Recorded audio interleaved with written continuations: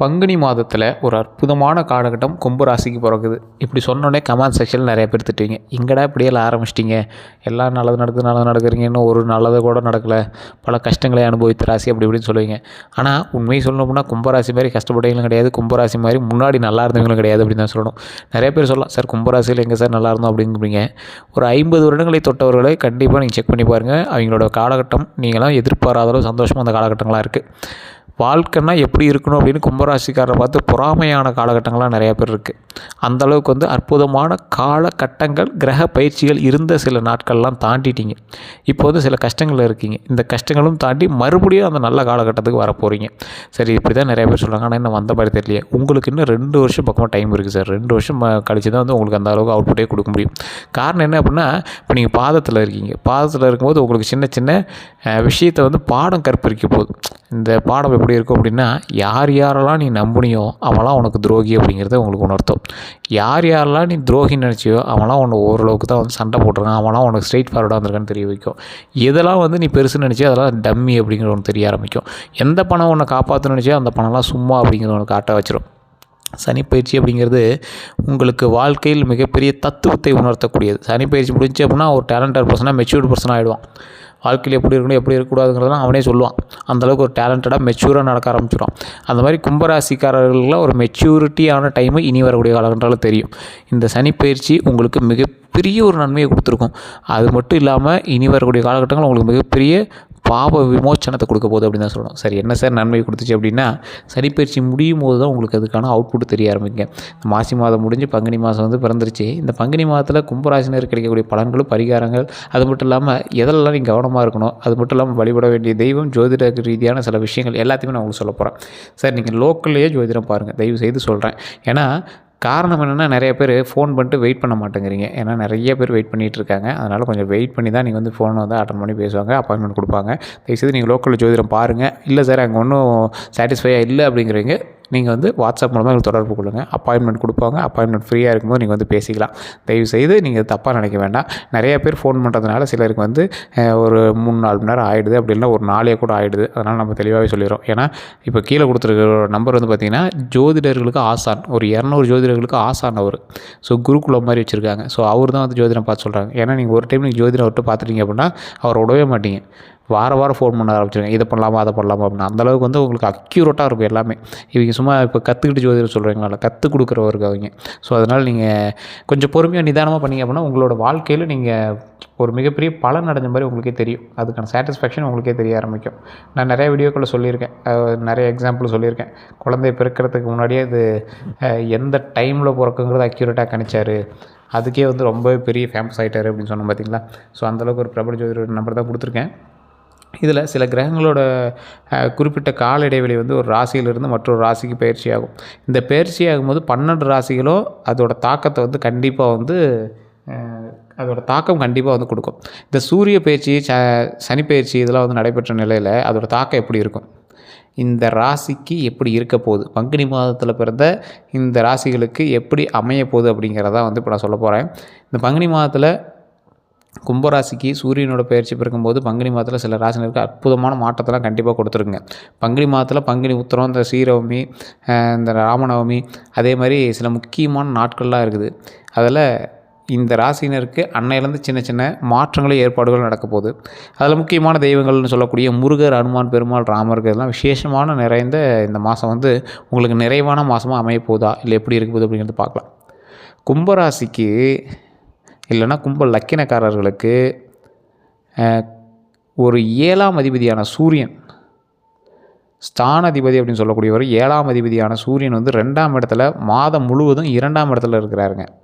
அதாவது ராசிநாதனுக்கு 7ஆம் அதிபதியை இணைந்திருக்கிறார். கணவன் மனைவி இருவரும் வந்து பார்த்திங்கன்னா ஒருவரை புரிந்து கொள்ளக்கூடிய மாதமாக இருக்கும். அதாவது இத்தனை நாட்கள் நீங்கள் சண்டை போட்டிருப்பீங்க, எல்லாம் மனசுக்குள்ளேயே வச்சு ஒரு மாதிரி மூவ் பண்ணிகிட்ருப்பீங்க.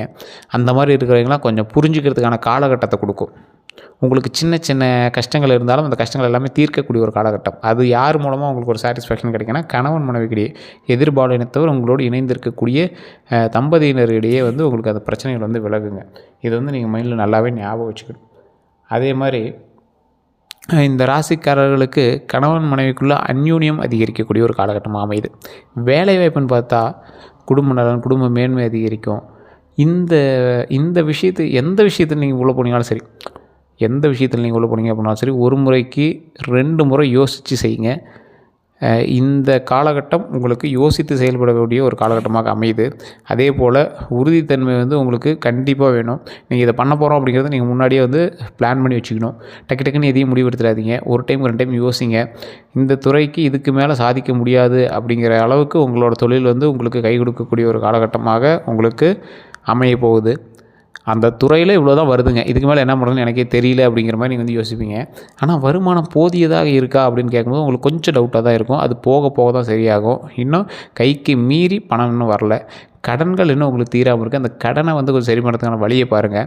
புதிதாக சிலருக்கு வேலை உருவாக்கக்கூடிய ஒரு காலகட்டம். வேலை கண்டிப்பாக கிடைக்கும். அதனால் நீங்கள் அதை நினச்சி குழம்ப தேவையில்லை. தொழிலில் இருக்கக்கூடிய ஏற்றங்கள் எப்படி இருக்குது அப்படின்னு பார்த்தீங்கன்னா, புதுசாக ஆரம்பிக்கக்கூடிய தொழில்கள் எல்லாமே நன்றாக இருக்குங்க. ஆனால் கொஞ்சம் யோசித்து செயல்பட வேண்டிய காலகட்டமாக இருக்குதுங்க. வியாபாரத்தில் இதுவரைக்கும் சுணங்கி போயிருந்தவங்க எல்லாருமே இனி உற்சாகமாக செயல்படக்கூடிய அமைப்பு கண்டிப்பாக இருக்குது. ஆரோக்கியம் நல்லா இருக்குங்க. 60 வயசுக்கு மேற்பட்டவர்களுக்கு கூட அற்புதமான காலகட்டமாக இருக்க போகுது. நல்ல மருத்துவ ஆலோசனை, நல்ல மருந்துகள் உங்களுக்கு கண்டிப்பாக கிடைக்கும். மருத்துவ முறைகளும் பலிக்கும். உடம்பு கொஞ்சம் ஆரோக்கியமாக வச்சுக்கணும். அதுக்கு தகுந்த மாதிரி உணவுப் பொருட்கள் நீங்கள் கண்டிப்பாக எடுத்துக்கணும். தேவையில்லாத குடிப்பழக்கமோ மதுப்பழக்கமோ தயவு செய்து இந்த காலகட்டத்தில் விட்டுருங்க.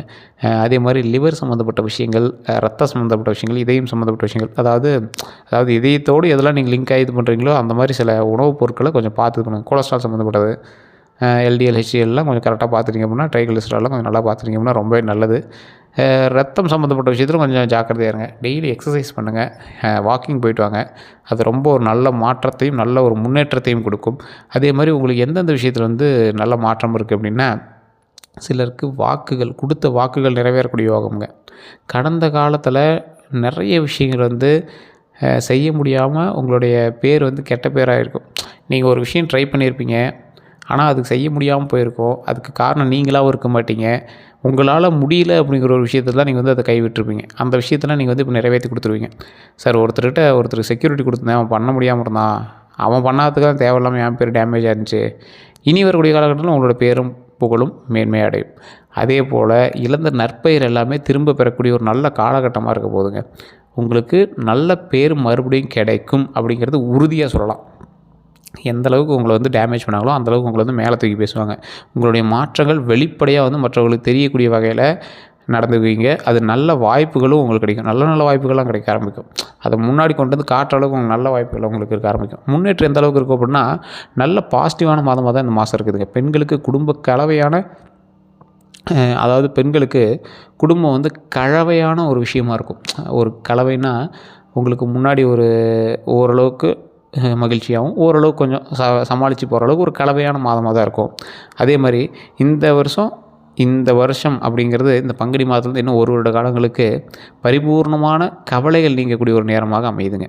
கவலைகள் அப்படிங்கிறது ரொம்ப நாட்களாக உங்களுக்கு இருந்துடும். குழந்தை இல்லாமல் இருக்கிறவங்களுக்கு குழந்தை பிறக்கிறதுக்கான ஒரு காலகட்டமாக, திருமணம் ஆகாமல் இருக்கிறவங்களுக்கு திருமணம் ஆகக்கூடிய ஒரு காலகட்டமாக, அந்த கவலைகள் நீங்கக்கூடிய ஒரு காலகட்டமாக, எதிர்பார்த்து காத்துட்டு இருந்தது, தவிச்சிட்டு இருந்தது, அந்த மாதிரி விஷயங்கள் எல்லாமே சரியாகக்கூடிய ஒரு காலகட்டமாக அமையுதுங்க. பெண்களுக்கு முன்னேற்றத்தை தரக்கூடிய ஒரு நல்ல மாதமாக இந்த மாதம் அமையுது. அது மட்டும் இல்லாமல் இந்த காலகட்டம் எல்லா வகையான துன்பங்களும் நீங்கி நன்மைகள் பெறக்கூடிய ஒரு நல்ல காலகட்டமாக வரப்போகுதுங்க. சரி, இதெல்லாம் இப்படி சொல்கிறீங்க, எந்த அளவுக்கு இதெல்லாம் கரெக்டாக நடக்கும் அப்படின்னா, கொஞ்சம் பொறுமையாக நிதானமாக செயல்பட்டால் வெற்றி நிச்சயம் அப்படிங்கிறது தான் முதன்மை. அதே மாதிரி எடுத்த காரியங்கள் எல்லாமே ஜெயமாகும். திட்டமிட்ட செய்யக்கூடிய எல்லா காரியங்களும் அபரிவிதமான நன்மைகளும் வெற்றியும் உண்டாக்கி கொடுங்க. இன்னொன்று நல்லா தெரிஞ்சுக்கணுங்க, இந்த ராசிக்காரர்களுக்கு எப்பேற்பட்ட ராசிக்காரர்களாக இருந்தாலும் சரி, தொழிலில் முன்னேற்றம் கண்டிப்பாக உண்டு. அதுக்கு நீங்கள் எந்த அளவுக்கு அவுட்புட் கொடுக்குறீங்களோ, எந்த அளவுக்கு உங்களோட உழைப்பு போகிறீங்களோ அதுக்கான முன்னேற்றம் கண்டிப்பாக உண்டு. இருந்தாலும் சின்ன சின்ன தடங்களை தாண்டி தான் நீங்கள் மேலே வர முடியும். அது உங்களுடைய தசாபுத்தியில் இருக்கக்கூடிய கிரக மாற்றத்தினுடைய அமைப்பு தான் அது காரணங்க. தயவு செய்து நீங்கள் இந்த விஷயத்தை நல்லா நோட் பண்ணிக்கோங்க. தொழிலில் உங்களுக்கு எந்தளவுக்கு முன்னேற்றம் இருக்குதோ அந்தளவுக்கு முன்னேற்றம் உங்களுடைய வருமானத்துலேயும் உண்டு. இந்த வருமானத்தில் முன்னேற்றம் இருக்கக்கூடிய நீங்கள் அதுக்கு தகுந்த மாதிரி பேரை கரெக்டாக வச்சுக்கோங்க. வேறு யாருக்கு செக்யூரிட்டியோ ஷூரிட்டியோ கொடுக்காதீங்க. நிலபலங்கள் எல்லாமே சரி பண்ணக்கூடிய ஒரு காலகட்டங்களாக அமையுது. தொழிலில் முன்னேற்றம் அடையக்கூடிய காலகட்டங்களாக அமையுது. கல்வி சம்மந்தப்பட்ட விஷயத்தில் முன்னேற்றம் இருக்கக்கூடிய ஒரு காலகட்டங்களாக அமையுது. எப்பேற்பட்ட ராசியாரர்களாக இருந்தாலும் இனி வரக்கூடிய காலகட்டங்களில் கொஞ்சம் பொறுமையாகவும் நிதானமாக பண்ணுங்கள். குலதெய்வ வழிபாடு ரொம்பவே மேன்மையை கொடுக்க போகுது. அதே மாதிரி இதுவரை நீங்கள் செய்து கொண்டிருந்த தொழில் கொஞ்சம் பொறுமையாக நிதானமாக பண்ணும்போது அதில் இன்னும் கொஞ்சம் வெற்றி அதிகமாக கொடுக்க போகுது.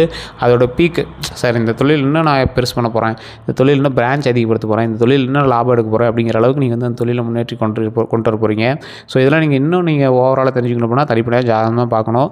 கீழே ஒரு நம்பர் கொடுத்துருக்கேன், டிஸ்கிரிப்ஷன் நம்பருக்கு, ஸ்க்ரீனிங் நம்பருக்கு. உங்களுடைய பிறந்த தேதி, பிறந்த நேரம், பிறந்த ஊர், இது 3 சொன்னீங்க அப்படின்னா ஆட்டோமேட்டிக் உங்களோட டீட்டெயில்ஸ் எல்லாமே இங்கே சொல்லிடுவாங்க. ஜஸ்ட் நீங்கள் வந்து ஃபோன் மூலமாகவே உங்களோட ப்ராப்ளத்தை சால்வ் பண்ணிக்கலாம். வெளிநாட்டில் இருக்கீங்க, வாட்ஸ்அப் மூலமாக நீங்கள் வந்து தொடர்பு கொள்ளலாம். எல்லோருக்கும் நன்றி நண்பர்களே.